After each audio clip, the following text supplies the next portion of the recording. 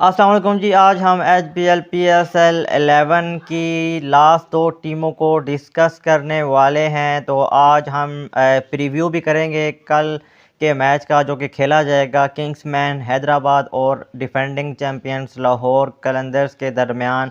तो स्क्वाड्स पहले हम डिस्कस करेंगे, उसके बाद फिर हम हैदराबाद किंग्समैन और लाहौर कलंदर्स की दो टीमों का प्रीव्यू है, उस पर भी हम बात करेंगे। तो सबसे पहले हम स्क्वाड की बात करें तो पेशावर ज़ल्मी को हम आज डिस्कस करेंगे और उनके साथ लाहौर कलंदर्स की टीम है उसको हम डिस्कस करेंगे। पेशावर ज़ल्मी की टीम की अगर हम बात करें तो उनके जो कप्तान हैं जो कि T20 में बहुत ज़्यादा स्ट्रगल कर रहे हैं, बाबर आज़म जिनको कप्तान बनाया गया है, जावेद अफरीदी जो है बहुत ज़्यादा पसंद करते हैं बाबर आज़म को। कहते हैं कि वो एक लेजेंड हैं T20 में। तो भाई हमारी समझ में बाबर आज़म नहीं आता, क्योंकि जावेद अफरीदी उनको अपनी जो कंपनी है उसकी ब्रांडिंग करवानी होती है। तो बाबर आज़म क्योंकि ऑल राउंड द वर्ल्ड जहाँ भी वो जाता है तो वो ब्रांडिंग के लिए जाता है, तो उस लिहाज से फिर बाबर आज़म की पिक उनके लिए ठीक है, क्योंकि ब्रांडिंग उनको करनी पड़ती है। तो बाबर आज़म कप्तान है जी पेशावर ज़ल्मी के, और अब आपको ओपनिंग ही करते हुए नज़र आएंगे। उनका तो दिल होता है कि नेशनल टीम में भी वो ओपनिंग करें, लेकिन वहाँ पे उनका उस तरह से बस नहीं चलता, लेकिन फिर भी पाकिस्तान टीम की जान नहीं छोड़ रहे हैं।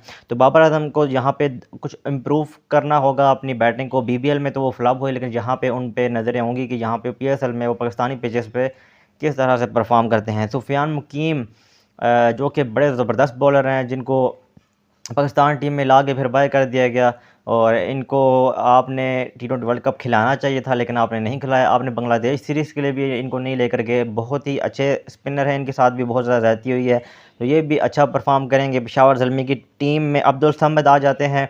अब्दुल समद भी आपने इनको ODI में बहुत जल्दी डेब्यू करा दिया। हालांकि ये अब्दुल समद T20 का प्लेयर है, इसको आपने ODI में डाल दिया, तो ये आप प्लेयर के साथ भी ज़्यादती करते हैं। तो अब्दुल समद के पास भी मौका है, तो यहाँ पे परफॉर्म करके T20 की टीम में पाकिस्तान में जगह बनाएं। और अच्छे फिनिशर हैं अब्दुल समद, और बॉलिंग भी अच्छी खासी कर लेते हैं।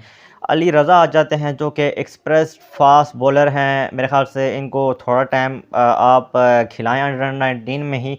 जब ये अच्छी तरह तैयार हो जाएं तो फिर आप इनको फिर लेके आ सकते हैं, क्योंकि एक्सप्रेस फास्ट बॉलर की पाकिस्तान में अभी आप देखें तो किल्लत है फास्ट बॉलर्स की। तो हमें अली रज़ा की ज़रूरत पड़ेगी। इनको पहले ये अच्छा सीज़न खेलना पड़ेगा PSL का, फिर उसके बाद फिर आप 2027 में इनको लेके जा सकते हैं, अगर ये सीज़न इनका बहुत ज़्यादा एक्स्ट्रा ऑर्डिनरी चला गया। आयरन हर्डली आ जाते हैं जो कि फ़ॉरेन प्लेयर हैं, इनके पाकिस्तान भी पहुंच चुके हैं। इनके ऊपर बात हो रही थी कि ये विड्रॉ कर चुके हैं, लेकिन ये पाकिस्तान आ चुके हैं। पेशावर ज़ल्मी की टीम में दस्तयाब होंगे, इनमें भी काफ़ी ज़्यादा नज़रें होंगी। आमिर जमाल आ जाते हैं जो कि एक अच्छे ऑलराउंडर हैं। इनको भी आप भाई टेस्ट स्क्वाड में लेके गए थे ऑस्ट्रेलिया में, और इन्होंने आंखें दिखाई थी, उनको अच्छे खासे इन्होंने रन भी किए थे और विकेट्स भी ली थी। एक ऐसा प्लेयर जिसके अंदर एटीट्यूड है, तो ये प्लेयर मिसिंग है पाकिस्तान टीम में, और आप इनको ही मौका नहीं देते और आप सिफारशी लड़के ले आते हैं। आमिर जमाल को भी इस सीज़न में परफॉर्म अच्छा करना पड़ेगा। उसके बाद आपके खुर्रम शहजाद आ जाते हैं जो कि पाकिस्तान की टेस्ट टीम का भी हिस्सा हैं।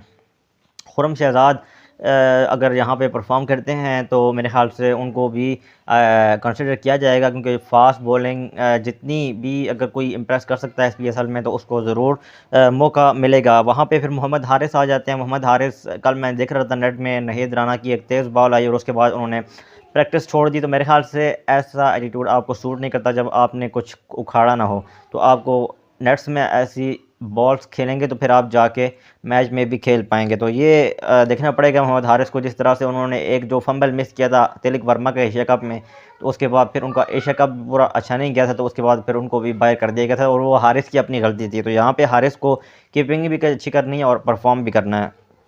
फिर इनके बाद खालिद उस्मान आ जाते हैं जो कि इनकी भी अच्छी पिक है। ये भी देखना पड़ेगा किस तरह से परफॉर्म करते हैं।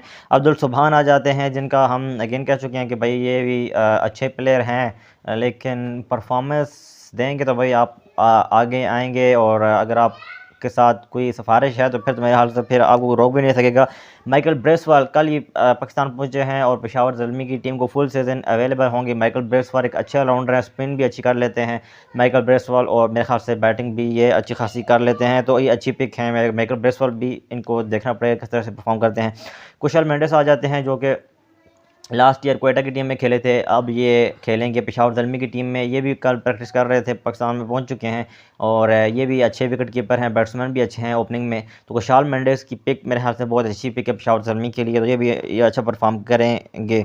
आगे इनके प्लेयर आ जाते हैं नहीद राना, जो कि बांग्लादेश से हैं, बड़े क्विक फास्ट बॉलर हैं और मेरे ख्याल से ये बड़ी वैल्यू ऐड करेंगे पेशावर ज़ल्मी की टीम में, क्योंकि पेस इनके पास बहुत ज़्यादा है और इनके जो 4 ओवर हैं बहुत क्रुशल होंगे। तो इफ्तिखार अहमद आ जाते हैं, जो कि कोई भी फ्रेंचाइज उनको ले नहीं रही थी, आखिर में पेशावर ज़ल्मी और एक और टीम इनको बिडिंग लगा रही थी और पेशावर ज़ल्मी ने इनको बैक किया है।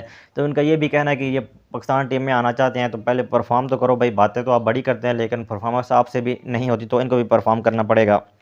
मिर्ज़ा ताहिर बेग आ जाते हैं। मिर्ज़ा ताहिर बेग जो कि एक टाइम लेके खेलने वाले प्लेयर हैं। मिर्ज़ा ताहिर बेग भी अच्छे बैट्समैन हैं वनडे के, लेकिन ये भी टी20 में इन्होंने रख लिया है इनको। काशिफ अली आ जाते हैं, जो कि अच्छे इनके प्लेयर हैं। पेशावर ज़ल्मी ने काशिफ अली को लिया है, तो देखना पड़ेगा किस तरह परफॉर्म करते हैं।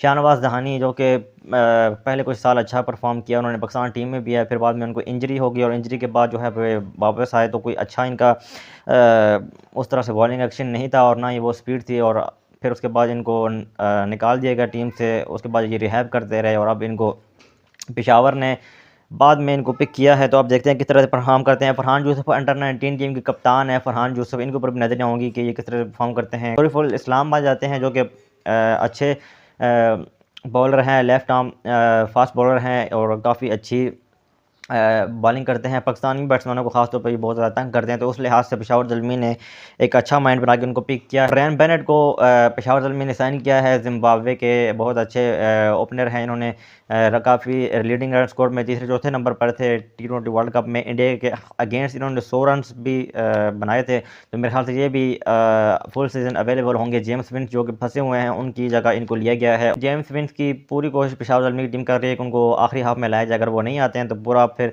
जो सीज़न है वो रयान बेनेट ही पेशावर की ज़ल्मी की टीम से खेलें। और तनजीद हसन तमीम भी हैं, जो कि बांग्लादेश के बड़े एग्रेसिव ओपनिंग बैट्समैन हैं, उनको साइन किया है पेशावर ज़ल्मी ने और ये भी बड़े अच्छे बैट्समैन हैं और पाकिस्तानी पिचेस पे बड़ा अच्छा परफॉर्म करते हैं, स्पेशली पाकिस्तानी बॉलर्स के अगेंस्ट तो ये बड़ा अच्छा खेलते हैं। तो उस लिहाज से तनजीद हसन तमीम भी बड़ी अच्छी पिक है पेशावर ज़ल्मी के लिए। और ओपनिंग में देखते हैं कि ये किसके साथ खेलते हैं। बाबर आजम को अगर वन डाउन करते हैं तो फिर मेरे ख्याल से बड़ा अच्छा इनका होगा। आप मोहम्मद हारिस और तनजीद हसन तमीम के साथ ओपनिंग करवाएं और वन डाउन में आप बाबर आजम को भेजें, तो ये भी कम्बिनेशन अच्छा होने वाला है पेशावर ज़ल्मी के लिए। सो नेक्स्ट टीम है डिफेंडिंग चैम्पियंस लाहौर कलंदर्स की। लाहौर कलंदर्स जो कि इस बार अपनी फैमिली बरकरार नहीं रख पाई, लेकिन फिर भी इन्होंने कोशिश की है कि आधी फैमिली इन्होंने अभी भी बना के रखी हुई है। तो लाहौर कलंदर की बात करें तो शहीन शाह अफरीदी कप्तान हैं इनके। अब्दुल्ला शफीक आ जाते हैं, जो कि बड़े एक स्टाइलिश प्लेयर हैं, लेकिन स्टाइलिश होने के साथ साथ भाई आपको रन्स भी करने पड़ेंगे, सिर्फ स्टाइलिश से काम नहीं चलता, आपने क्लासी नहीं होना, आपने रन्स भी करने पड़ते हैं। तो अब्दुल्ला शफीक के ऊपर नजरें होंगी किस तरह से परफॉर्म करते हैं। सिकंदर रज़ा, जो कि लास्ट ईयर के इनके चैम्पियन प्लेयर रहे हैं लाहौर कलंदर के, और ये भी कहते हैं मैं भी कलंदर हूँ और कलंदर वाले भी कहते हैं कि ये हमारा कलंदर का सिकंदर है। तो ये भी बड़े अच्छे मंजे हुए ऑलराउंडर हैं और बॉलिंग भी तगड़ी करते हैं और बैटिंग भी तगड़ी करते हैं, तो ये बड़ी परफॉर्मेंस 100% देंगे।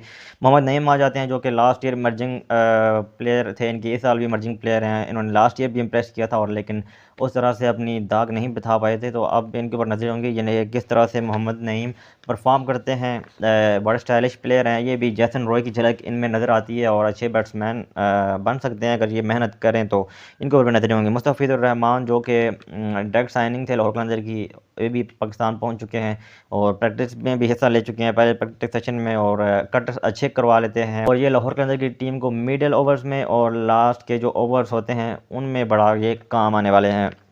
हारिस रऊफ़ आ जाते हैं, जो कि लाहौर की टीम को काफ़ी मैचेस जितवा चुके हैं, पाकिस्तान को तो नहीं जितवाए लेकिन लाहौर को काफ़ी मैचेस ये जितवा चुके हैं अपनी बॉलिंग से। और ये भी कभी बहुत एक्सपेंसिव चले जाते हैं और कभी जो है ना अपनी टीम को अकेले ही मैच जितवा देते हैं, तो ये भी इनके जो है फैमिली का हिस्सा है, तो ये भी इस साल देखते हैं कैसा परफॉर्म करते हैं। उसामा मीर आ जाते हैं, जो कि मुल्तान सुल्तान की टीम में खेले थे, तो अब उसामा मीर खेलेंगे लाहौर कलंदर की टीम में, तो क्योंकि यहाँ पे एनवायरनमेंट बड़ा अच्छा है। उसामा मीर मुल्तान सुल्तान से एक बार जो है लीडिंग विकेट टेकर भी रहे हैं टूर्नामेंट में, तो अच्छी लेग स्पिन कर लेते हैं। इन्होंने इस साल अच्छा परफॉर्म किया, तो शादाब खान के लिए थोड़ी सी मैं समझता हूँ कि ख़तरे की घंटी बज सकती है। तो इसलिए उसामा मीर पर भी नज़रें हैं कि उसामा मीर अच्छा परफॉर्म करें। फ़खर ज़मान आ जाते हैं, जिनको काफ़ी कोशिश की इन्होंने कि आप इनको जाने ना दें ऑक्शन में, और इन्होंने फ़खर ज़मान को आखिर तक जो है जाने नहीं दिया, इनको ऊपर आखिर तक गए बैटिंग के लिए। तो फ़खर ज़मान भी अच्छी वैल्यू ऐड करते हैं ओपनिंग में लाहौर कलंदर के लिए। तो बैचा आ जाते हैं शाह ब्रदर्स, और ये भी अच्छे बॉलर हैं। लास्ट ईयर इस्लामाबाद की टीम से खेले थे और अब ये लाहौर के पास हैं, देखते हैं किस तरह परफॉर्म करेंगे।